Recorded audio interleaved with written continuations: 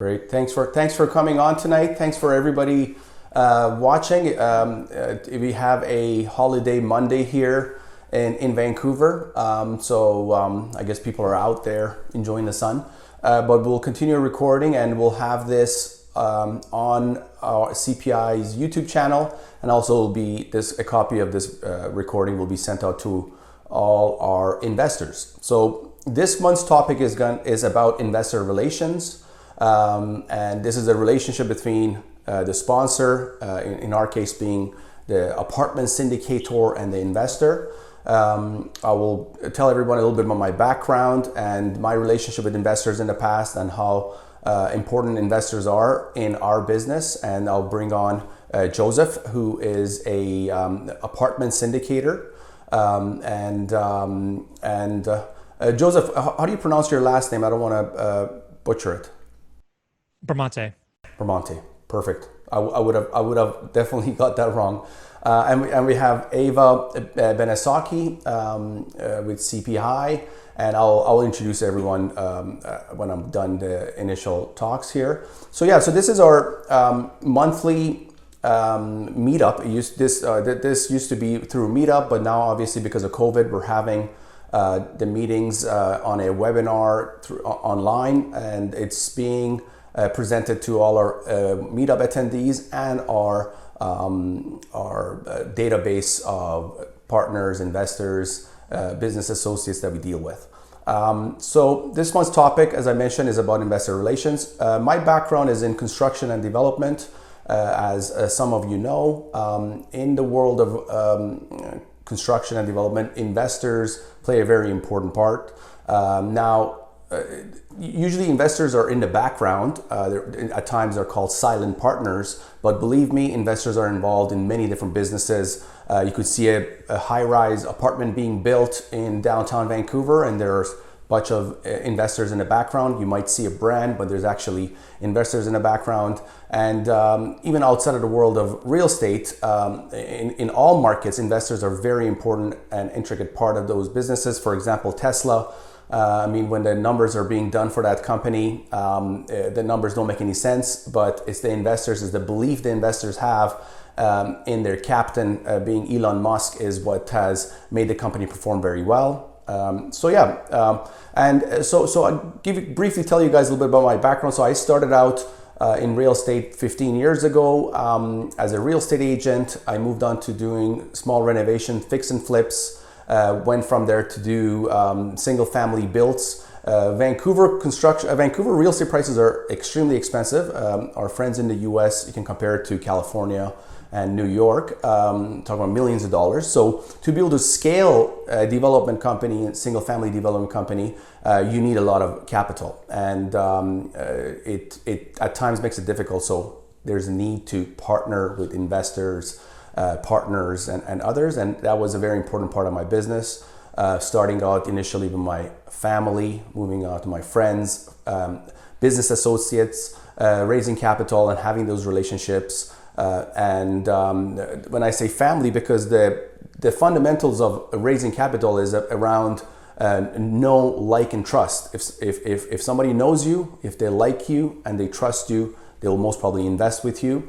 Obviously, you have to have a good business idea as well. I was doing very well in single family, building homes. So I would bring on investors, and that relationship became very close because in the process of construction, sometimes they would come to the job site, have a look. So they'd be involved in every step, and eventually we would sell the projects. I moved on from there to do multifamily construction here in Vancouver, and there was issues as far as the terms, because it takes a long time to build multifamily because of rezoning and the city bureaucracy and what have you. A couple of years ago, I transferred my focus into US and into cash flowing multi-tenanted apartment communities, and it's been performing very well.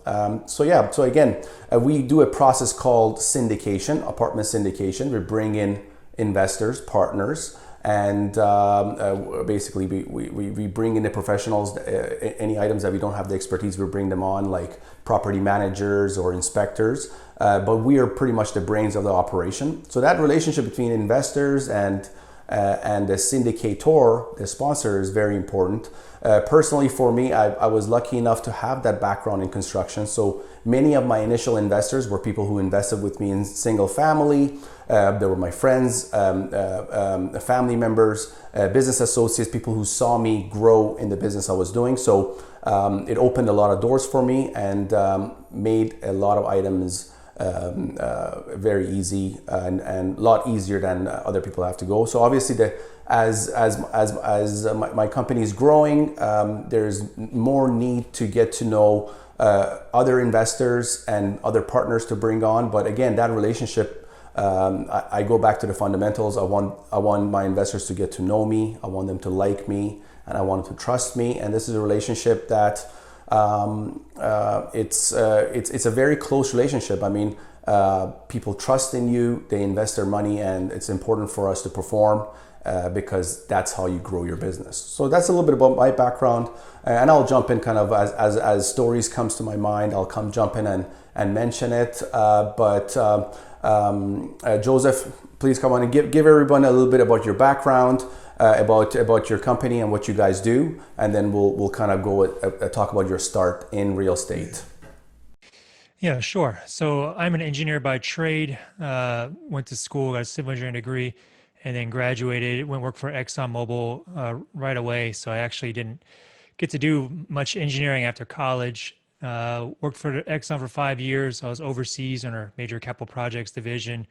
Working on some pretty big projects. The last one I was on was about $22 billion.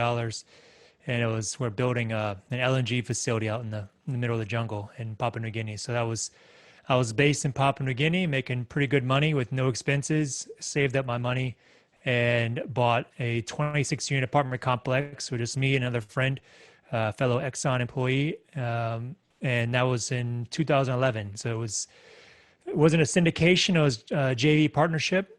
I read a few books and got some, 30,000 foot level understanding of how it works, and jumped in on my first deal and did almost everything wrong on that first investment.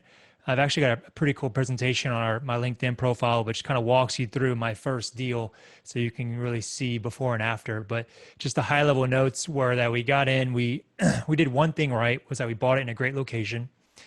And then everything else we just completely botched up. So we didn't do environmental. We didn't really do much of due diligence. I didn't step foot on the property until 3 months after owning it.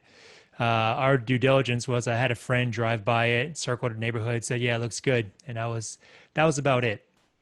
Now, granted, I was about 25 at the time. I was making really good money, and so I was feeling pretty invincible. And then fast forward 6 months into ownership, and we ended up finding out that the insurance that we purchased was fraudulent. So the broker had sold us fraudulent insurance by mistake. That the property had asbestos, which is a big red flag for most people, and would have been identified if we did an environmental, which we didn't do. And then the final nail in the coffin was I ended up losing my job at Exxon. So like my one big safety raft was my job at Exxon, and ended up losing that. So fortunately, the next day, I'm not one to stay down. The next day I joined a real estate group, back then it was 12 grand. I'm sure now it's probably more, but still a lot of money for somebody who had just lost their job. I joined this real estate group, and what I got most out of that group was probably the same thing that a lot of your members get out of having a meetup, which is just networking and mentoring, just being around other people who are in it. The education is it's out there. There's a lot of education out there for free. You don't even have to pay for it. There's lots of books that are easy to read. There's not a whole lot about the industry that's fundamentally that complicated. Now, when you get you can get super nitty gritty with it and get very advanced. That's a different conversation. But for the beginner investor who's just getting started, I feel like the concepts are pretty simple.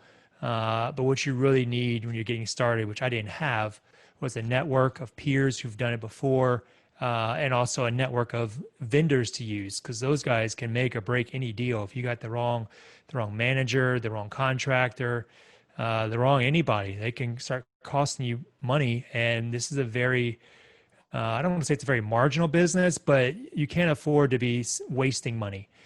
So anyway, I get the good network around me, turn that whole deal around, make a 200% return. This is still on the first deal that you got with the JV partner you're speaking about, right? Yeah. So that first deal, I refinanced it after 3 years, 207% return on the refi, which a refi is a tax-free event because it's actually debt. It's not cash. So I owed that money back. So it was a pretty nice chunk of change, and used that as kind of my flag in the ground to say, yes, I can do this. And we went on and we started syndicating deals. So my first syndication was, I think, either 2013 or 2014, one of those years. And it was a 506B, which this was pre-Jobs Act. So we had to actually briefly explain what 506B is. I know that, but just for our viewers, especially on the Canadian side. So the upside of 506B is it's all investors, accredited and non-accredited. But the downside is that the PPM is a bit more dense, and the way in which you meet those people as investors has to be organic. You cannot market, you can't do public solicitation. It's very much, I mean, you're in a room with a bunch of other investors, and you're just handing out business cards, shaking hands, and people are emailing you saying, I'm interested in your deals, please add me to your mailing list. So there's, it's a much more complicated process versus now you got 506C, and people are able to literally just say, hey, I've got a deal. Please, here's the specs. You can post your deal right there on, sorry, my dog's right here. You can post your deal right there on LinkedIn or wherever, and you can blast it all over the internet, and you'll be fine. So a lot easier to raise money using 506C, but it's harder in the ways that it's got to have, you get audited, and you've got to follow certain procedures as well. And it certainly limits an entire group of investors. There's a lot more unaccredited investors than there are accredited investors. And that was a big hurdle for us initially. Maybe not hurdle, but to make that switch, because we had, our mailing list is still to this day, we have a lot of unaccredited. And so you're immediately, you're based on the start over and build an accredited investor mailing list.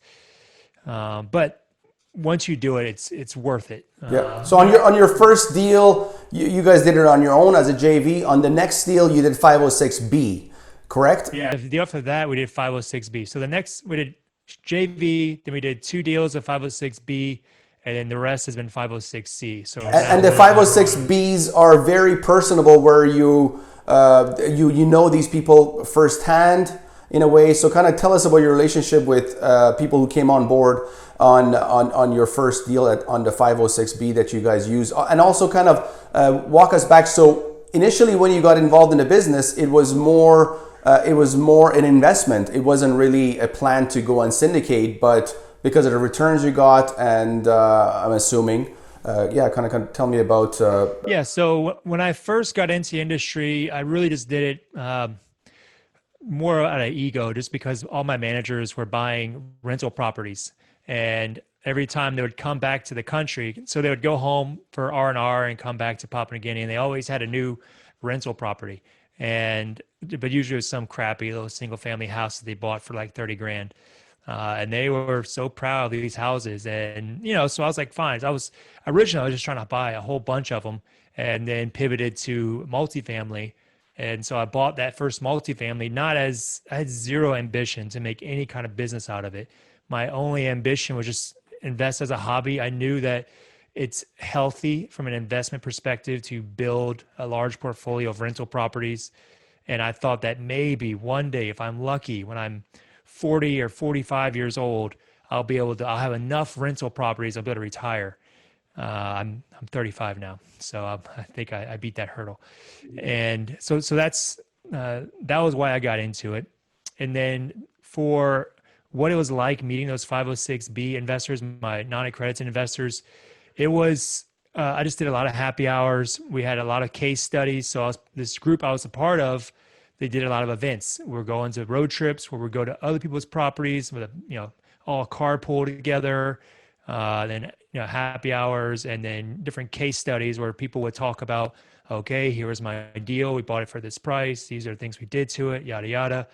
So that was basically how we did it. At the just you got a stack of business cards. You're out there trying to shake as many hands as you can, and then you do form a bit of a relationship because they're, in a way, I feel like 506B and non-accredited and raising money through non-accredited investors, while it's more accessible, it's more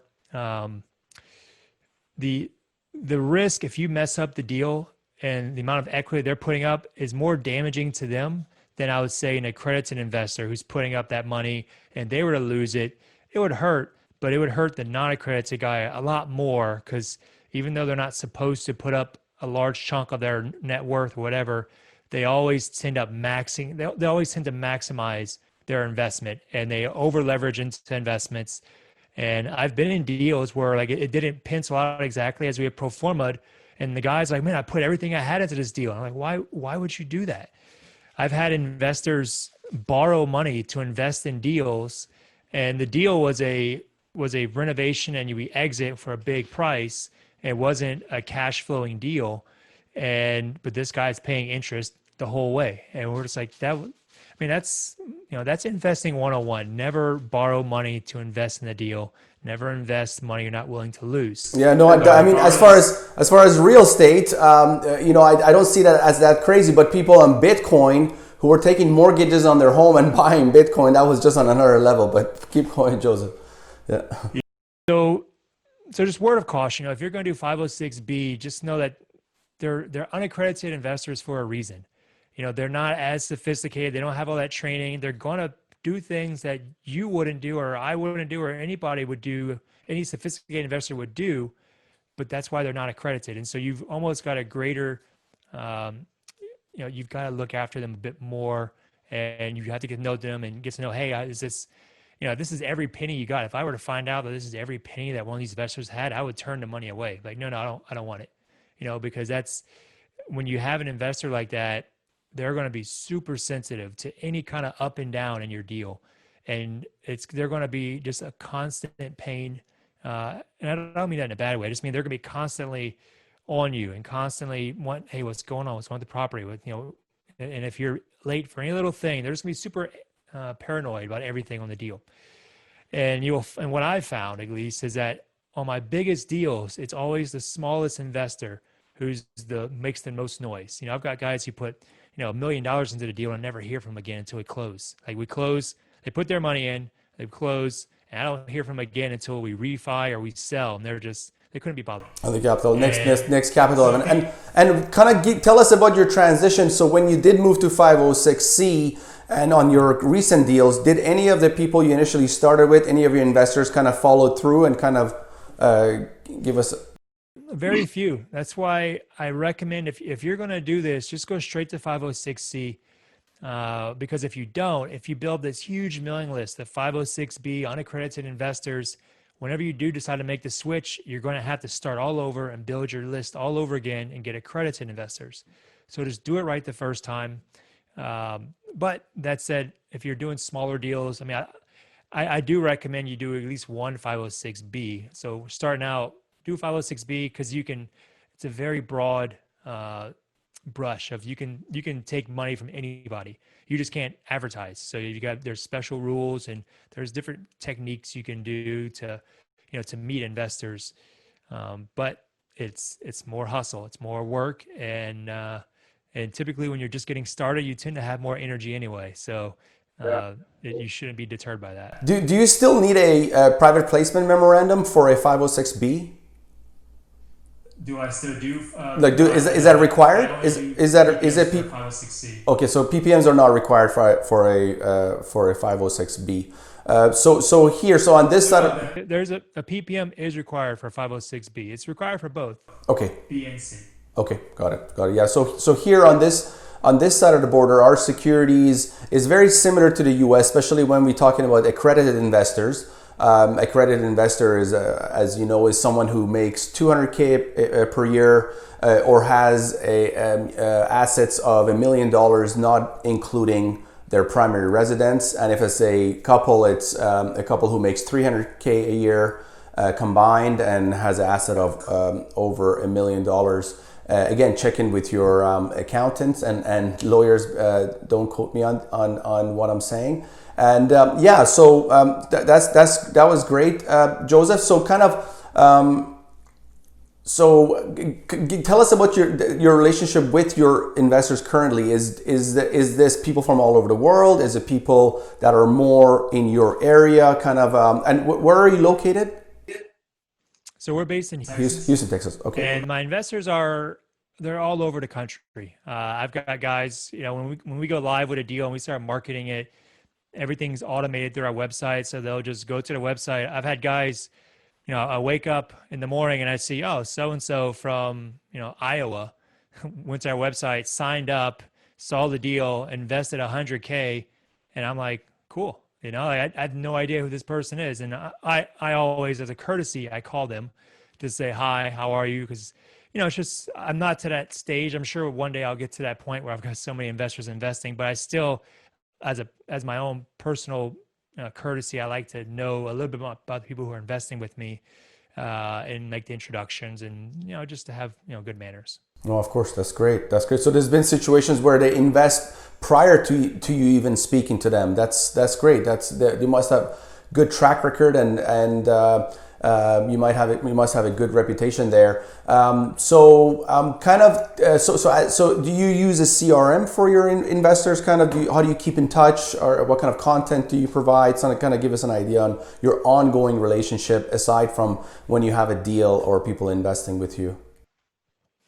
Yeah, so we're actually just now switching over to Active Campaign as our CRM. Before that, we were using the CRM that came with our investor portal, which is good. But what I'm finding is it's good for keeping up with existing investors. But as far as keeping up with your whole investor mailing list of prospective investors, et cetera, something like Active Campaign, MailChimp, Constant Contact, any of those, we like Active Campaign. It's kind of where you want to go because of just the automation and the different triggers it can have, and it's really easy to use. But that's what we're using for our CRM and how we keep up with all of our investors. And we try, I keep up with them in two ways. One is just through constant contact or constant emailing. So we email probably once or twice a month. We don't go too much with it. But I'm also very active on LinkedIn. So I've encouraged all of our investors to go to LinkedIn, follow me, keep up with me there. That way I can keep up with them. And it's good to keep up with them because I can also keep up with, okay, this is who he is, this is how his life is, or his professional life is, etc. And so that's generally how I stay in touch. And then also just, doing podcasts and meetups and webinars like this where people, one, get exposure to me, and two, my existing investors can just hear me speak again and hear what we're going through and what's going on, etc. Awesome. I'm actually part of your investor list, and I think I got an email from you. It was about a recording artist, about something. Kind of tell us about that, because it was very interesting when I opened that email. Yeah, so it's actually my wife. Okay. I'm waiting for a phone call from her any minute now. She's on stage because it's all Wonderful. Can't tell you all the secret sauce for the mute studios, but it's not exactly live. And so I'm waiting for a very important text from her to hear some news that I can't tell you about.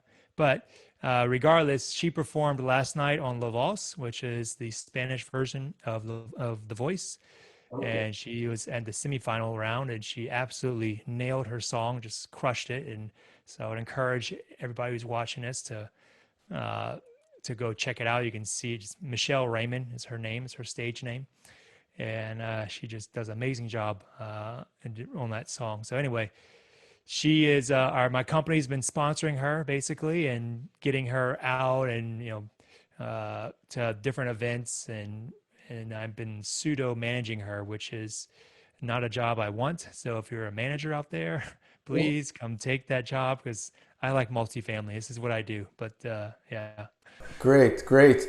Okay, yeah, that's awesome. No, that was great because when I saw that email, usually I'm on so many different syndicators email lists, so it's so real estate focused. So when I saw that email from you, it was actually interesting. I'm like, okay, this is kind of something different. It was very personal, and I wanted to learn more, so I brought that up. But thank you so much, Joseph. I'll bring you back in again. I'll just get Ava to come on and speak a little bit, and then maybe I'll get you guys to, kind of.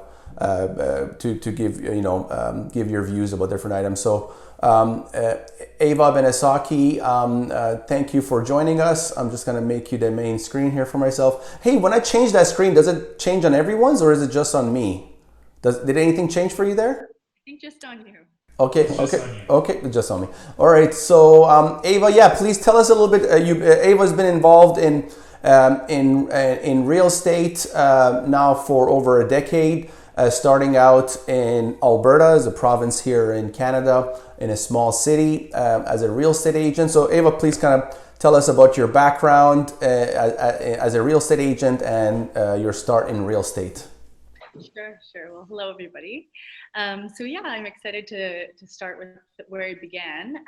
I started out in Alberta in a small city, and I was always interested in real estate, and I decided to take the course when I was 22 to become a residential real estate agent. Now, in the city that I grew up in, it was a very tight-knit community. Everybody knew each other. I grew up there, elementary school, junior high, high school. So it was really nice because everybody knew of me, everybody had trust in me, and it was great to be a real estate agent in a community where everybody trusts you. So I had a lot of deep connections with people. So my career there was incredible. I was working with RE/MAX, and I ended up placing top in my office, and it was a beautiful life. But I always had this big dream to move to the big city, to try to make it in the big city and of course Vancouver City was my dream and my passion. So I ended up coming out here 3 years ago now. And yeah, I was going to ask you about that. So that's around I think approximately when we met, and 𝗖𝗑 was doing real estate, and then we met. I think it was just over a year ago in person and discussed business. And she had such a personal connection with her clients. Because she came from this a very small town feel, right? She came to the big city. So I'm like, hey, listen, you should really think about possibly getting involved in in investor relations, because that relationship that you have, that personal one-on-one relationship you have with investors, is something that you could cultivate and grow relationships. So kind of tell us about your start in Vancouver, and tell us a little bit about when you came on board on Canadian Passive Investing as investor relations. Absolutely. So always being a woman and a person who, relationships for me are the most important things, especially when doing business. Of course, friendship, family, but definitely in business, I always like to make it personal and form a bond that's strong. So coming to Vancouver, I didn't know anybody when I first came here, so it was a very difficult start for me because I didn't have cultivated relationships I wasn't able to start cultivating relationships. So what I did was I grabbed a group of mentors. I started getting advisors. I started getting my name out there. I rebranded myself here in the big city because it's much different from where I was at. Put myself in a new direction. And then CPI contacted me, and I couldn't have fit better into this because my passion is to meet people, cultivate the relationship, and obviously as a real estate agent, I guide people in the right direction. So it ties in with this whole investor relations part of my job at CPI. So sure, for sure, yeah, that's awesome. And like Joseph was saying, his background is in engineering, and engineers, I have friends who are engineers. My father is an engineer, and they're very straightforward. They're very numbers. There's not lots of emotions involved. Completely opposite of kind of your nature, Ava. So kind of give us an idea of I know the answer to these questions, but I'll still ask them. Do you use a CRM system to keep in touch with investors and kind of tell us through the process? So when a lead does come through, or when an investor wants to invest, what is the process and steps you take, kind of idea, please? Of course. So when somebody signs up to our website or somebody contacts me through any platform, I instantly get in touch with them, get to know a little bit about what their outlook is, what their needs are, how educated are they in the process of the investment, the process of investing, and pretty much add them to our database called HubSpot. We use a system called HubSpot. It's great for staying organized when you have as many people as we have on board. And we send out monthly emails to try to keep people engaged as well. Great. And that's wonderful. So kind of, so when you came on board CPI, there was also a time where, so your background in real estate was helpful because there's a lot of this idea of staying in touch and using CRMs is something that's used a lot in the world of in real estate. Keep in touch with clients and what have you. So that was great. So you brought a lot of information. And so after being with CPI for a while with Canadian Passive Investing, you were approached by, kind of tell us about your recent work, the Vancouver Real Estate podcast. And please tell us a little bit about. Sure. So really exciting. I was working on board with CPI. I'm a huge fan of LinkedIn, so I was getting more engaged on LinkedIn and whatnot. I joined 𝗖𝗽, the brokerage 𝗖𝗽 here in Vancouver. I was with RE/MAX for 8 years. And it was really cool. I got a call out of the blue one day from Vancouver Real Estate podcast, and they're just the most incredible #1 podcast here in Vancouver. And they kind of poached me off of CPI because I spoke kind of the same lingo as what what they wanted. It's just the two brothers, Matt and Adam Scalina, and they reached out to me and they're like, "Hey, Ava, would you be interested in coming on board with us? Because 50% of the people we work with happen to be investors." So that was a really exciting moment in my life. It was kind of a dream for me, my big dream that I had to be a real estate agent in Vancouver. So CPI kind of exposed me that way. So I started with the Vancouver Real Estate podcast, and we have a strong partnership moving forward, and things are going really well. Absolutely. And so kind of when the clients approach the Vancouver Real Estate podcast, is your process kind of the same as it would be with Canadian Passive Investing, where you get in touch with the person on a very one-on-one basis and then continue keeping? So kind of give us an idea of that relationship and the continued contact, if you may. The #1 most important thing for me is to treat somebody, of course, the way I'd want to be treated. So whether it's CPI, whether it's helping somebody with a real estate transaction, or just keeping in touch with somebody to keep them informed of what's going on in the market, I'm a big believer of touching base with people, making them feel like I'm thinking about them, making them feel like they're on top of my mind, because they are. So that's a way to a process that I like to do. I kind of treat everybody like a family and friend when it comes to business, so they can feel that. And like you kind of mentioned, I'm a heartfelt person, so I kind of put my heart into everything and really form those. That's great. Thank you so much. I'll bring a question came to my mind, and I'll bring Joseph back on. I think the item that we haven't spoken about yet, Joseph, is about investor cultivation, and that kind of reminded me because at CPI we have systems and referral partners where leads come through and then they eventually get to Ava. Do you guys have a constant kind of system? Actually, the platform we are on, the meetup, was also something that in the past has been very helpful as far as our investors for our own group. But kind of give us that portion of your group, as far as obviously a syndicator, that investor cultivation is a very important part. So kind of touch on that, Joseph, if you may, please.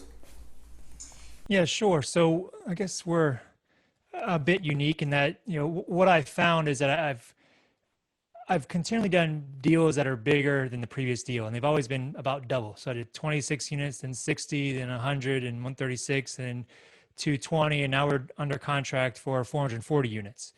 It was impossible for me to keep up with the demands because we're raising 13 million right now. The last raise just 6 months ago was about 7 million. So instead, I found it easier for me just to go ahead and outsource the equity. So we've JV'd with another group called Zeus Equity Group here in Houston, and they're our JV partner on our deals. So we go and we find the deal, do the underwriting, do the investor package, and then they'll come in and they'll raise the equity for it. So that's one approach you can take. Now that approach, you typically have to have a track record first. You're not going to be able to go straight to that approach. So the first couple of deals is when I was out networking all the time.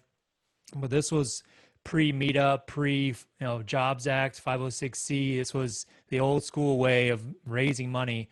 And then I did a little bit. I got a lot of investors just through my activity on LinkedIn. But that all said, we're looking to pivot and go into, we're going to launch our own podcast here very soon. And some other things in the works, which is just because I see what others are doing. So I don't think my example is probably the best of how to do it. It's certainly more expensive to do it the way I'm growing. You can grow faster, but all that money comes with the cost.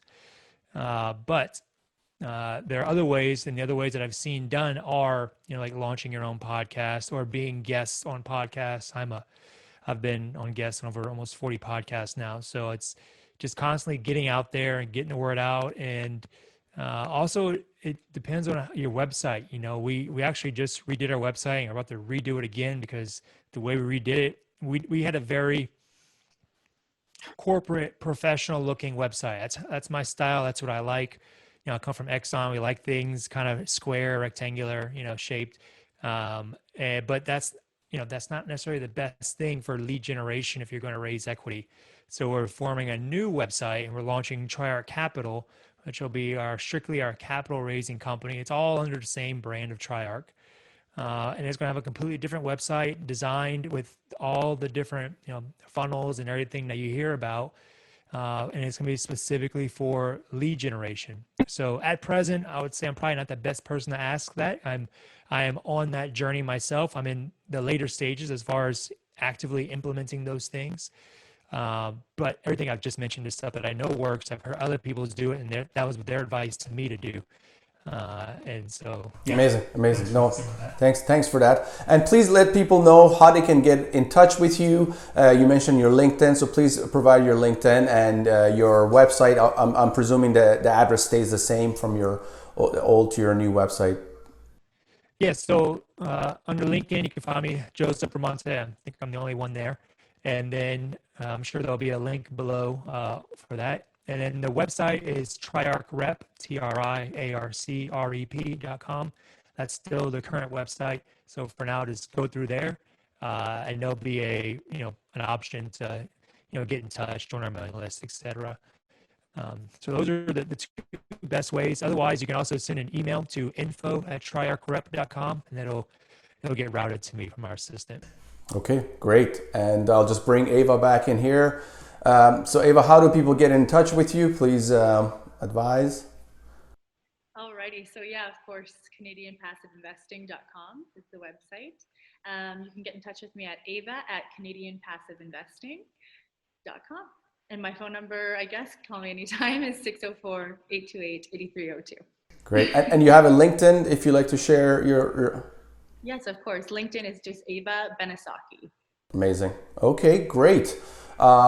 Thank you so much for everyone being on. Thank you, Joseph. Thank you, Ava. It was very informative. You guys have great personalities. I would definitely invest with you. So yeah, I look forward to continued work and for our relationships to grow. And I wish you, everyone watching, I hope you guys enjoyed. I wish everyone health and prosperity, and see you next month, everyone. Thanks again.